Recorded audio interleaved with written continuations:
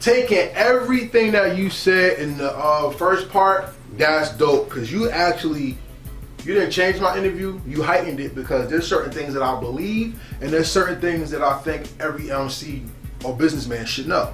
Let's first start with the hip hop though, and then go back and transition into that and make it full circle. You make beats and you rhyme.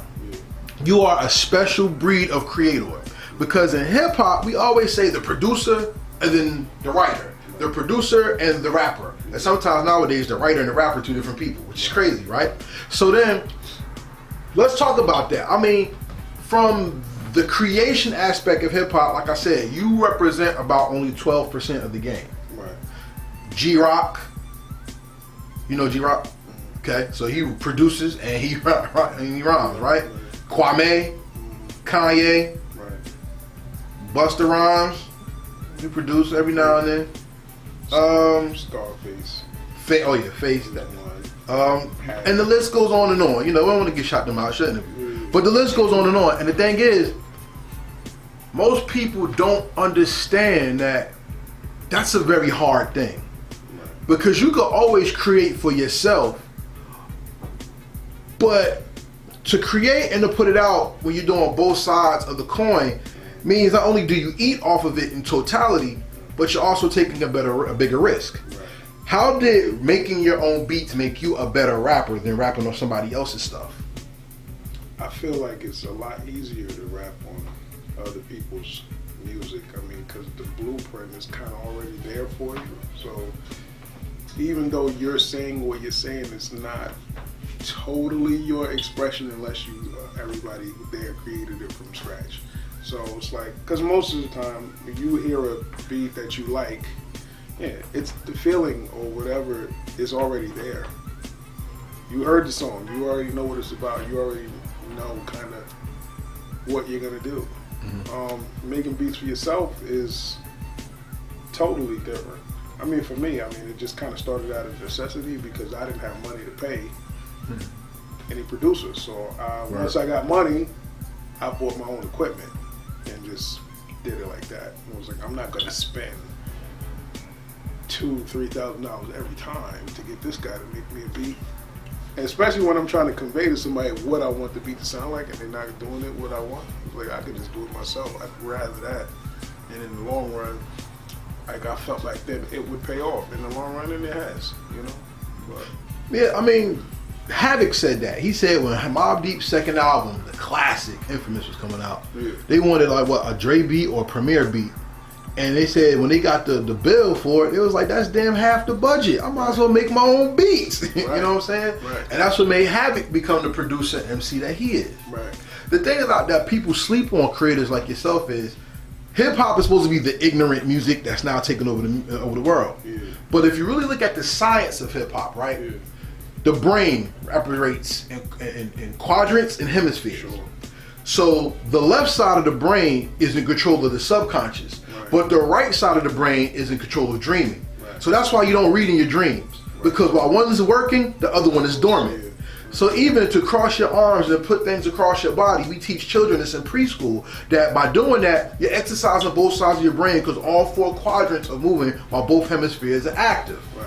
When you produce a beat, not only are you exercising the quadrants, your hemispheres are working, because one is influencing the other and they come together in perfect harmony. Right. Do you believe most MCs today, or like I say, rappers today, don't operate in harmony, they just operate in vibe? Probably. Yeah, most of the music sounds just, that's all it sounds like. So, where do you think is the failing when it comes to the depth of creation in hip hop today?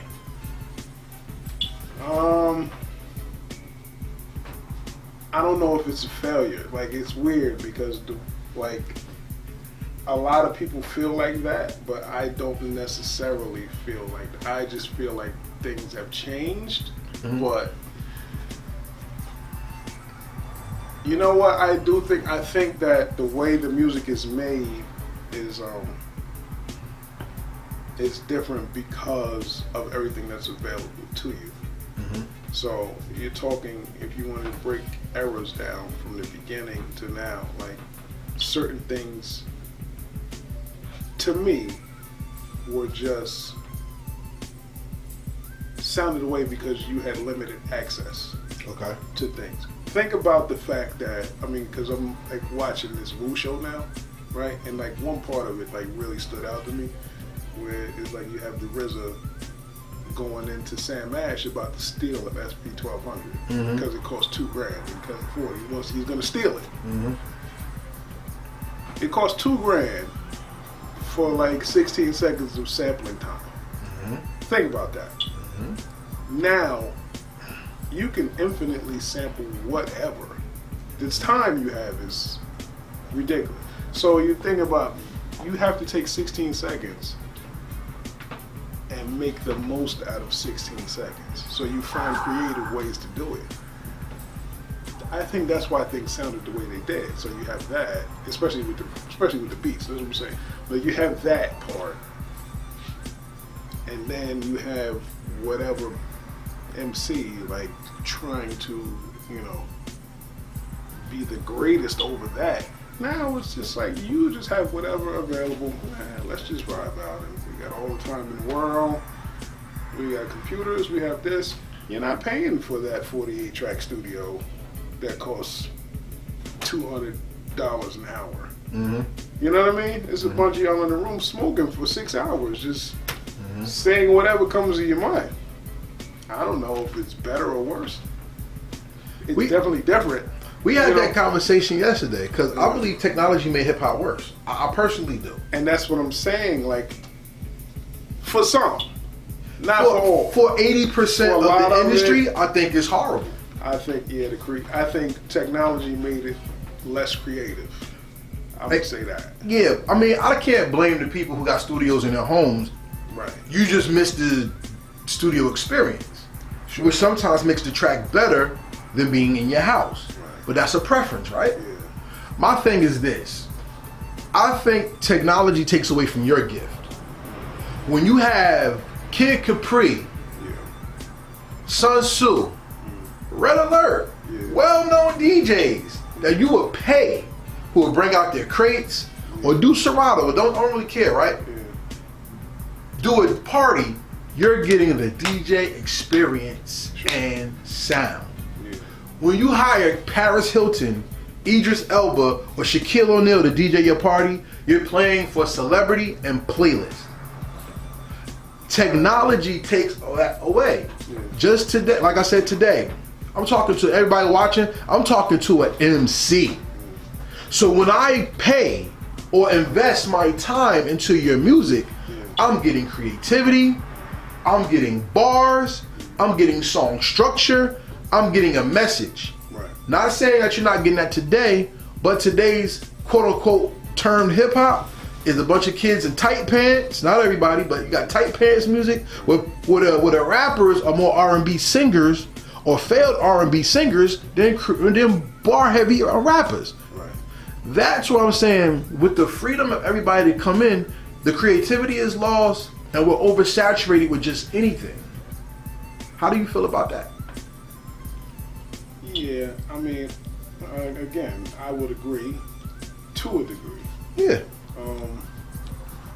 Yes, I think a lot of creativity is lost. But I don't know if we're in the era of, I don't know if we're in the era of people being that creative. But you gotta think, like, years ago, this is something that people didn't really care too much about, so. For creativity? Okay. Well, no, I'm saying, like, corporate people didn't care. Oh, yeah. Didn't care about this until they were able to make money off of it. Then it was different. But until then, hip hop people were pretty much doing whatever they wanted to do and creating a culture. So it's like, the music is reflective of that. Now that it's funded, so to speak, you're doing what you see. Right. Before, what you saw was rappers who really wanted to be the best rapper. Producers who really wanted to be creative and making their sound their own. Now what you're seeing is what's kind of pushed to you. So you're not seeing that part of it. They're still there. They're still out there, but that's not what you see. So people who come up seeing that part of it, that's what they're going to mimic. So, and that's my problem. As the genre, the subgenre takes over the genre, the influence is going to wane to the point where this stuff is going to be horrible in the next 20 years, maybe. Unbearable, just like R&B. To think about going from Motown to now. Think about going from the height of jazz music to the point where we don't even talk about jazz music too much anymore now. And I see it. How do you think these MCs today would have fared at the Pipeline or the Armory? They wouldn't. Why? I mean, just why? Well, because they can't really rap, so it's not the same. You know, I mean, that's just clear cut. That wouldn't have been the place for them at all. Not to go on the mic. I mean, to be a spectator, sure, but I mean, there's nothing else I can really say about that. They just wouldn't have. So let's partition this interview this way. How do you like Griselda and their sound? I love it. Now check this out. Griselda was a creative throwback. And people hate Derringer because they say his beats are boring. Why? Because they're not into the sound, they're only into the vibe. And when we continue to vibe, we lose the quality of sound. This is a vibe, you just move up and down and you nod your head. Even Pac talked about nodding your head. Right. But hip hop used to be, it can be, through them, that's one group I'm bringing up.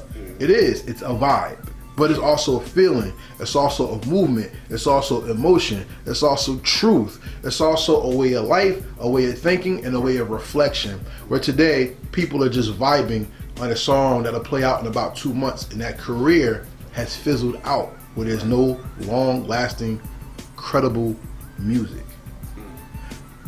Since we said they wasn't allowed this at the Pipeline, what keeps hip-hop alive to you, and why do you keep doing it?